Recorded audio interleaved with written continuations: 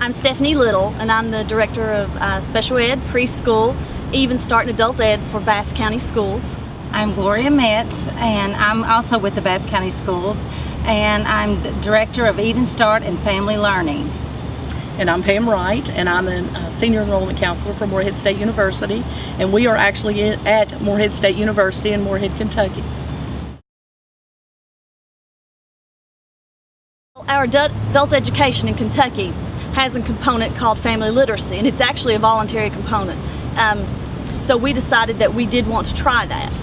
So we incorporated a family literacy, just a very small portion of funding from our state, into some of our local funding, just from our tax base.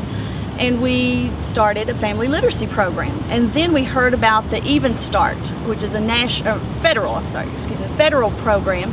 And we decided that that was just what we wanted, because it was along our lines of our philosophy of, educating the parents so that they could help their children. And we just wove those two programs together, the adult ed, actually three programs, the adult ed, the Even Start, and the family literacy. And we actually changed the name of it to call it Family Learning. It started as a part-time program. The family literacy is part of an adult education, or state program. And then when Pam took that position, she really got involved, and she felt that it needed to be more than just part-time, because it was more than a full-time job. So she decided that she was going to look for different grant sources. Funding. And she came across the Even Start funding. And that's basically how it started, and now it is a full-time program. And the overall concept, I think, of family literacy and Even Start is to break the cycle of poverty. These families are primarily generational poverty. It's not situational, it's more generational poverty.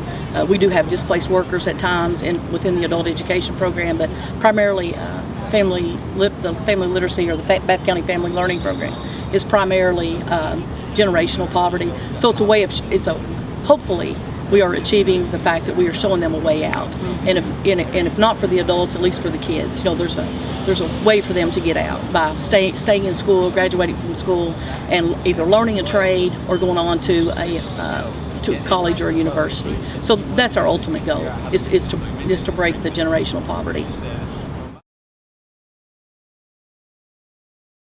We come from a community where we have very low literacy levels, very high poverty levels, very high unemployment rates. Right now we're the second highest unemployment rate in the state of Kentucky. So we are approaching it as education is your key to getting out of your current situation. And many of them are, they have bought in, and they truly see that. And they see some of the people that have been in our program going on to college and then coming back and talking about their classes and what they're doing. So it's just a phenomenal program. I was hired on with Pam when she was the director, and then she's moved on here to Morehead, and so then I took her position, and that's how I got involved. It was interesting to me because I'm kind of like Pam. I'm all about people getting educated and furthering their education. And it appealed to me because I like working with people, and I also like working with kids. And it was a way of working with before that I was a teacher, and I worked with kids, and this gave me a way to work with the adults and the kids. It's a wonderful program. There are basically four components. It's adult education, which the adults pursue their own educational goals. We have a child's education, and basically what we do with our program, we have great collaboration with our community partners, and we pretty much leave the child's education to the school system and our Head Start program and our preschool program there in Bath County. We supplement what they do, basically, is what we look at. A big thing with our families is they do not have the materials at home to work with their children. It's something they cannot afford, parents cannot afford. So we made sure that they had stuff that would that they needed at home, even reading materials. Adult education, the children's education, then it's parent-child time, which is quality parent-child time, and it's interactive literacy activities where we're reinforcing that. And then it's just parenting, parenting skills, where we develop the parent and the importance of going to teacher-parent conferences. When it first started, I can still remember the first night I was there. I thought, what have I gotten myself into? We started out, we probably had maybe 10 people, 10, 12. And now we are officially serving 40 families, but we actually serve many more than that. We have families who come in and they are attending our activities, and we just don't turn them away. At first, it was hard to recruit families because they just thought we were kind of silly. They're wanting us to come to the school, they're wanting us to come to the board office, and once they got in and they saw that it was comfortable, then they started recruiting families. So we really don't have a problem now recruiting the families because they do the recruiting for us.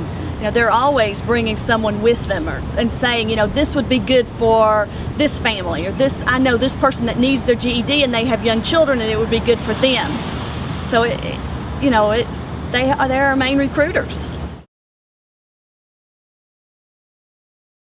I could see them saying that they really trust the ladies that work in the program, and they can count on them and they rely on them. Just for, as she said, about talking with teachers, or just helping them get school supplies, or just helping them get information about resources in the community. They really see this program as a chance for them to move on. Well, I can tell you I have several different positions in our district, but this program is just so special, and it's just so rewarding. It makes my job so much better. It makes me want to come to work, to see what they're going to do, and to see those faces of those people when they show up and they're eager to participate in all the activities, and then they come to all of those little community action giveaways. Just the change in the people and their expressions, and just these families actually spending time together. It makes my job so much more enjoyable. They become friends, and it's just like a group of people that can depend on each other, that can support each other, that are happy for each other's kids and accomplishments. It's just like one big happy family.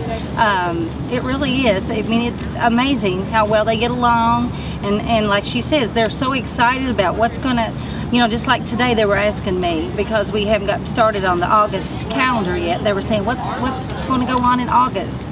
And they're excited for the ones that went to summer school. They're going to be able to we're going to the aquarium and a summer trip, and they're excited about that, just to see that, And Stephanie and I were talking about that on the way down here. Whenever they start school and they'll say, what did you do this summer? Those kids will be able to say, I went to the aquarium, and they'll tell about the day. And that makes you feel so good.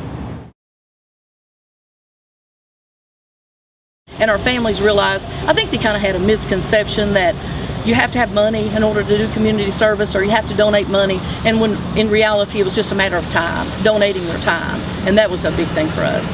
And when you can see an obvious change in their self-esteem and their confidence, because that's going to carry on for years. There's a lot of things accomplished, and a lot of things are accomplished with specific individuals, but overall I can honestly say that I've seen drastic changes in self-confidence and in their self-esteem, and those two factors alone will make them successful.